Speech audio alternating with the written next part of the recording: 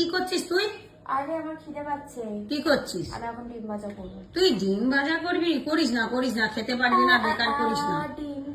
ডিম ভাজা করিস না।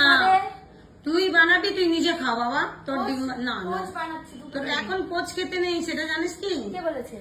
এখন ডিম খারাপ বেরোয় বেশি। খারাপ তুই একটা একটা করে ভেঙে আগে দেখ।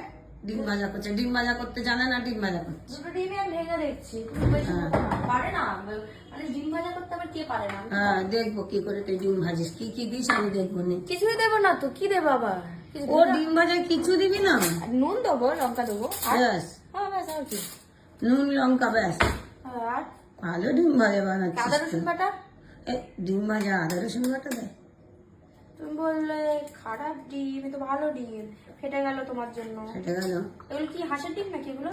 এগুলো হাঁসের ডিম। এই বাবা, হ্যাঁ, এই দুটো ভালো ভালো। না না,